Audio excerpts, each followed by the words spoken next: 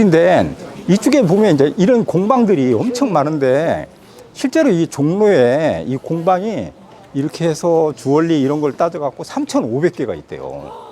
그래가지고 이제 거기에 다 차니까 여기까지 밀려와가지고 공방을 했는데 이건 조선의 전통에 이제 여기가 대부분 이 술락길 이 근처에서 종로가 실제로는 시전, 그러니까 국가에서 필요로 하는 상점을 여기다가 쭉 만들어 놓고 여기에서 이제 궁궐에 이제 물자를 공급했던 그런 지역이어서 여기가 발달할 수밖에 없는 그런 지역이에요. 그래서 이제 이 부분은 상당히 이제 그렇게 우리가 얘기해 볼 수 있는데 시간 갖고는 또 얘기를 해보면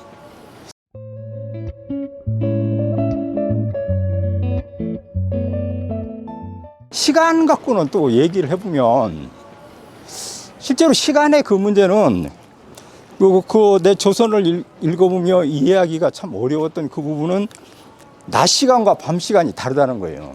그러니까 우리가 24시간을 자축인묘 진사오미 신유술에 이렇게 탁 해버리면 그게 시간이 딱 고정돼서 몇 시 몇 분 이렇게 딱 되잖아요.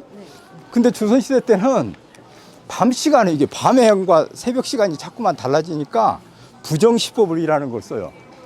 그래서 해 뜰 때와 해 질 때 한 36분 정도를 제외하고 나머지 시간을 5등분으로 나눠요.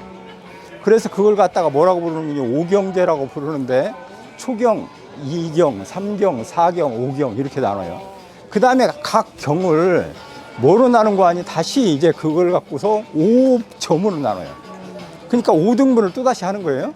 그래서 1경과 그 다음에 이제 마지막에 5경까지 이렇게 되면 일몰과 일출 그 기간 동안 통제를 하는데 대략 보면 9시, 10시 이 사이에서부터 새벽 4시, 5시 사이를 통제 시간으로 둬서 백성을 통제하니까 그때는 전체를 감시하기도 쉬웠고 도적을 차단하려고 했다는 겁니다. 그러니까 그 시간을 이용해 가지고.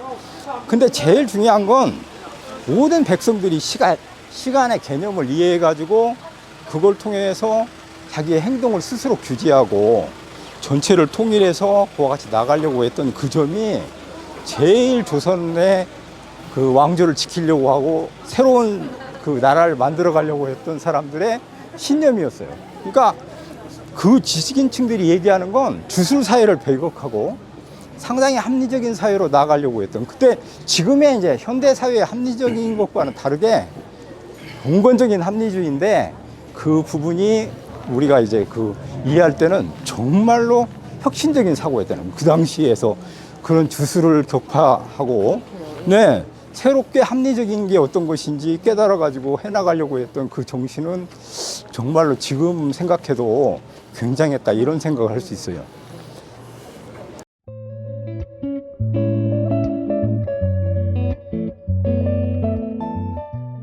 요즘엔 좀 그런데 우리가 이제 그 조선을 만들고 했던 그 지식인층들은 인재를 골고루 잘 뽑았어요. 그러니까 인재를 어떻게 가려냈느냐, 그냥 건군이 과거제를 시행했는데 전국에 있는 인재가 모여가지고 성적에 따라 쫙 나눈 다음에 정말로 똑똑하고 인재들을 뽑아서 각자 배치를 하니까 조선의 수성기, 그러니까 태종까지 이르러서 세종, 그 다음에 이렇게 쭉 나갈 때 이 기간이 제일 뛰어난 인재들이 많이 몰려 있어서 과거 시험을 통해서 정말 실력 있는 사람들이 자기 지위와 그런 관저의 그런 것들을 책임지고 그렇게 했기 때문에 물 흐르듯이 정치가 흐를 수 있다 이렇게 이제 할 수 있어요. 근데 지금은 뭐 너무 그 사적인 것이 앞서서 그걸 잘못 해놓으면 확실히 좀 물 흐르듯이 그런 정치가 하기가 어려워지는 그런 상황이 됐죠. 근데 적어도 조선 초기에는 정말로 실력으로 평가받는 사회였기 때문에